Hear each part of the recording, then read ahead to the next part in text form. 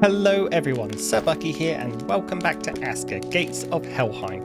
In the last episode we fought off our second winter invasion, which was by far the largest battle of the series so far, and so with that in mind, the goal of today's episode is defense, and seeing if we can completely eliminate the anxiety debuff, whether it be work anxiety or sleep anxiety, which is caused by our villagers having an unsafe work environment or home. This debuff gives everyone affected a negative modifier to their happiness and could result in them leaving the village if their happiness reaches 0. The way to get rid of this is simply just make sure every work building or house is covered within a radius of a barracks flag, patrol flag or guard tower. This is the perfect example since we have a guard tower right there. So if I open up the map and hover over this watchtower that we already have, we can see that the radius shown covers all 6 farm fields and just about covers this farm building here while not covering the other one. So if we figure out who our worker here is, this is Yoni. She works at Farm 3. She does not have the anxiety debuff, okay? But if we come over to Farm 2, and yeah, we can see that Greta does have the work anxiety debuff because even though her farm fields are covered, the actual building that she works at isn't. So that's how that works. So the goal would be to build a series of either watchtowers or patrol flags around the village to ensure full defensive coverage, thereby eliminating that pesky anxiety debuff. Probably, hopefully, definitely. And in addition to all of that, I do also want to revamp this old farming area, which really now is just a useless mess because we have the better farms where we just were.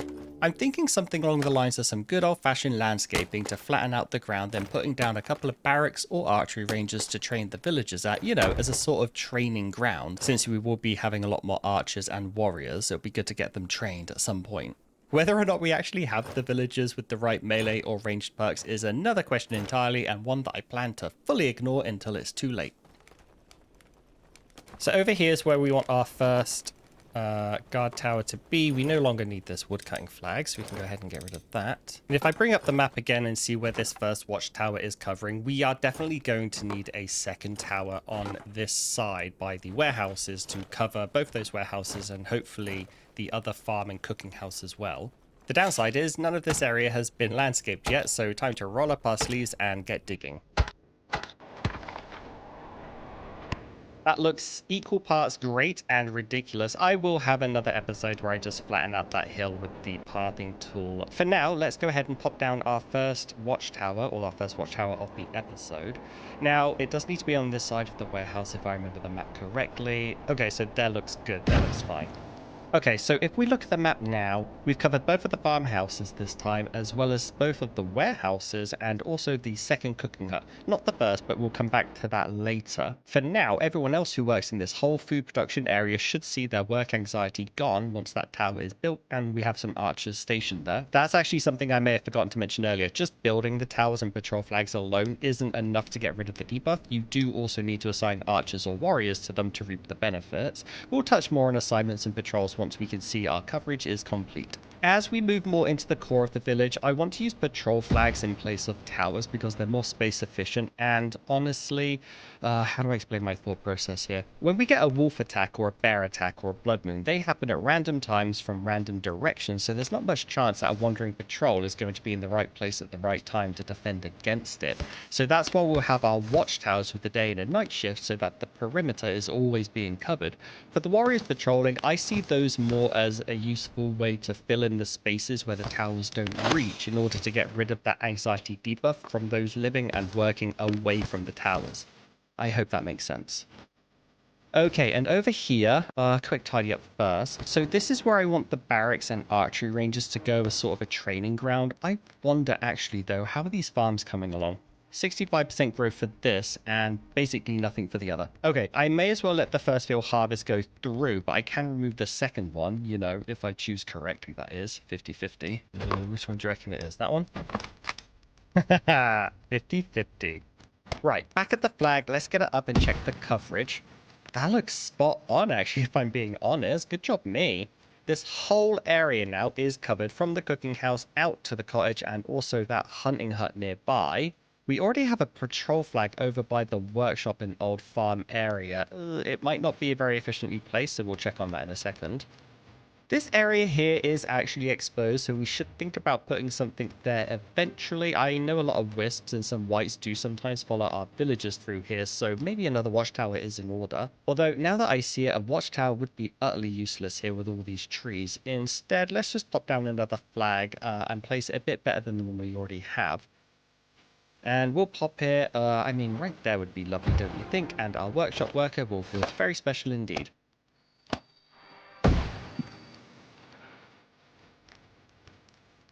And yeah, let's just get rid of this one to save confusion. And how are we looking now?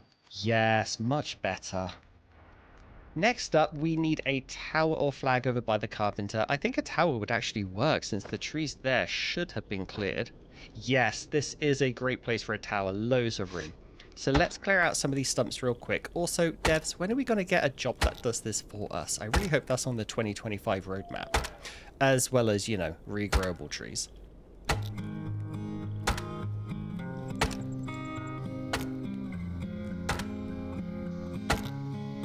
Now for the next tower. There we go.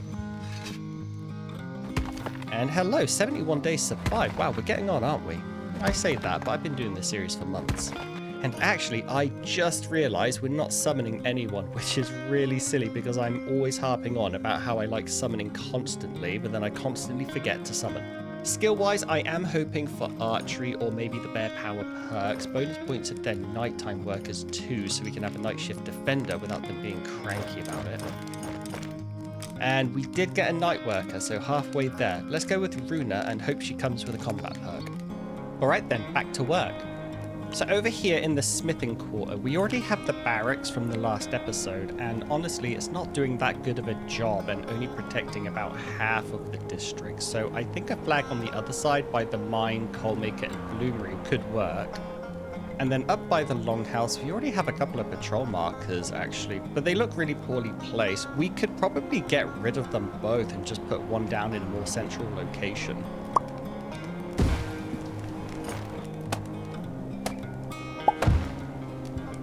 And finally, up by the longhouse, I mean, that looks about perfect, right?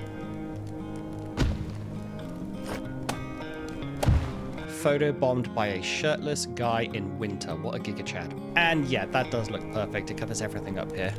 So we're done? Housing area covered, farm fields covered, and here are farmhouses, warehouses, and technically the cooking hut. Cottage, definitely the cooking hut, hunter's hut. Oh, I have missed this area though. I mean, I was going to move this cooking house anyway to be besides the newer one, but yeah, we should probably put something here anyway, just in case a wisp or a white moses on over. Honestly, I think another tower would fit just nice here. We will have a nice little triangle of towers in this corner of the village. About there, since, yeah, again, we do get a lot of wisps and whites over here. Runa's arrived, apparently. I didn't see her skill set yet because I always have the bloody UI turned off. But let's go grab our third villager today before I forget.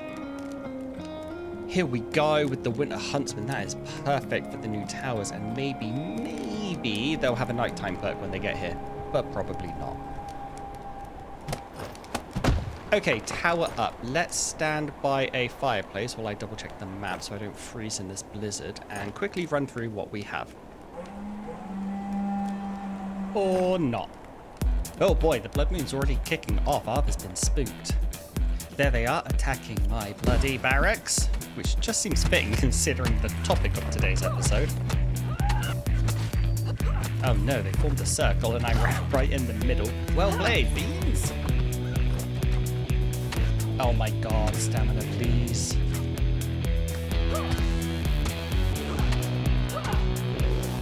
Hey, did you know if you roll, it knocks out all the arrows? How cool is that? I saw someone mention that on Reddit and thought, nah, surely not. But yes, surely it works.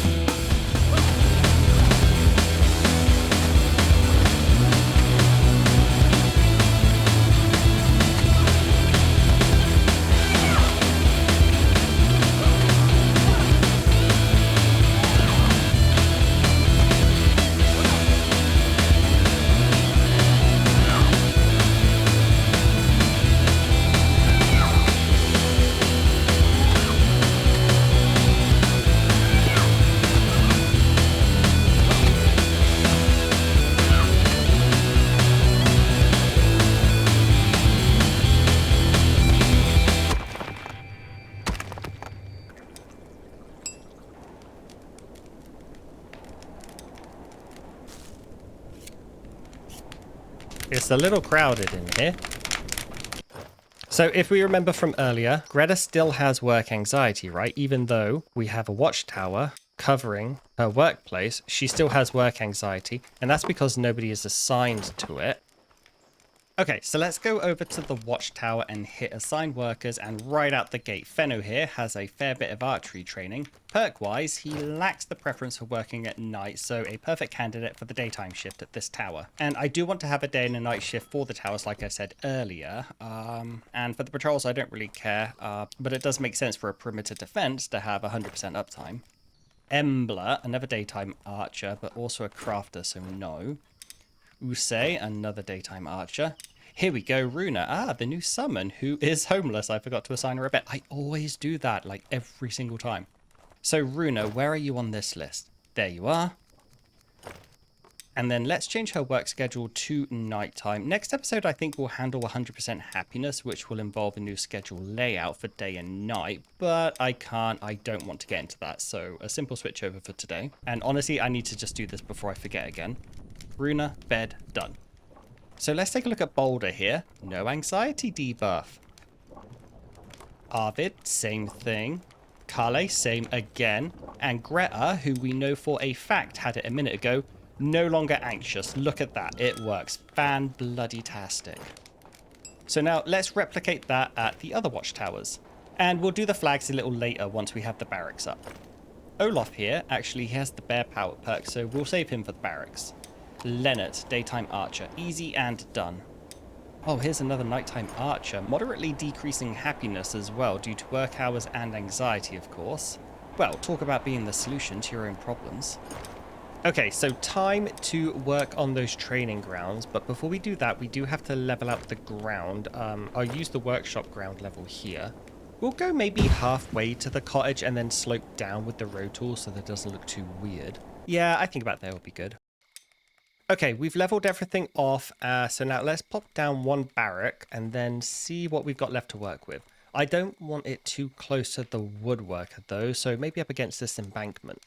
I think a second barracks would look nice, even if we don't use it, but where would it go? That looks... no. That looks like a no thank you. How about next door? No, that's too close to the carpenter. Alright, so we're extending the flat area. I like the idea of them side by side with two archery ranges opposite eventually. I'll figure out the cottage landscaping another time. I have a vision and I must now pursue it.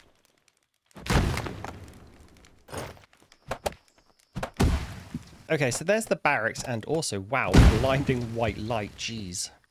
Now work-wise, bear power is the preference and I remember Olaf had that skill, right? There we go, amazing. And honestly, that's all I need right now because Olaf will be the one patrolling throughout the inner village just to fill the gaps between the towers and remove the anxiety debuff from people who, you know, aren't being covered by those towers. It's unlikely he'll actually be useful to the defense. So yeah, one for now. We can add more later down the road, but I just want to see if this works. Okay, so tasks. I did go ahead and rename the flags we built Town Patrol 1 through 4, so I remember them for the future. So he can start at the barracks, which would be this one here, barracks number 4, and he can train for 2 hours. Then we'll add a patrol point to Town Patrol 1 for 2 hours again. Same for 2 and 3, and then he can finish off his patrol and his shift at Town Patrol 4. Good lord, that drinking sound effect. I swear to god that was the game, not me. Anyway, Olaf works a 10-hour shift, so 2 at the barracks and then 2 at 4 flags. That's 10 in total. So that's like a really easy, relaxed schedule for him, to be honest. Okay, so his timer should have started by now. He'll train and then head out. Tomorrow it'll be timed properly, though. I think right now it's just going to start halfway through his shift. But if we go into the settlement menu and arrange everyone alphabetically, what should be the case, also remember that asterisk names are people up in Birchroot. So if we skip past them, starting at Utka here, no anxiety debuff, then we can just use this button to scroll through the rest of our villagers who live in the main town and see how they're doing. No anxiety, no anxiety. So far, so good. I mean, they're mostly complaining about work hours, but we're going to fix that in the next episode. That'll take like 60 seconds. Knut here has a small happiness decrease despite being at 100. No idea why. Maybe he stepped in something. And finally, Zelda, no anxiety. Look at that. That is, you love to see it. Work and sleep anxiety has been eradicated from the main village.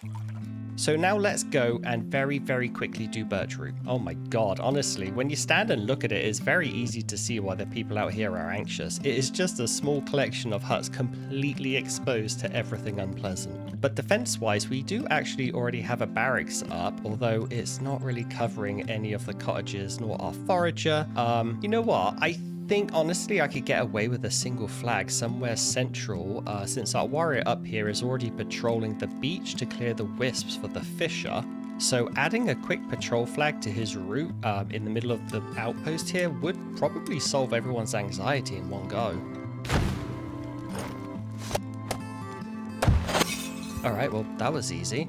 Now let's just add this flag to the task. So add birch root, 2 hours I guess, and I think you can drag it. Yes you can drag it up, since it makes more sense to start the patrol here than head to the beach. Now let me check a random villager here. Hansen, are you happy? You are. Perfect, done. Well, not done, there's one more thing I want to do just for the cool factor, since this is the most bare bones looking outpost you ever did see. And now we're done. Now it is a proper outpost. Kind of, still needs a wall. It's also spring, which is nice to finally get a bit more color in the world. So let's head back home and wrap things up. All right, everyone, we're back home. The sun is setting, and so I am going to leave this episode here. It was a bit more on the technical side than what we usually get up to, wasn't it? But honestly, did someone just take a crap off screen?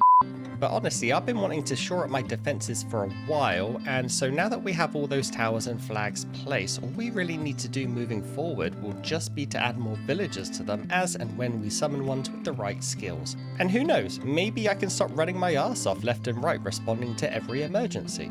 Maybe, but probably not. Anyway, thank you so much for watching. If you've enjoyed your time here, then please consider grabbing a sub, dropping a like, or leaving a comment, and I'll see you in the next video.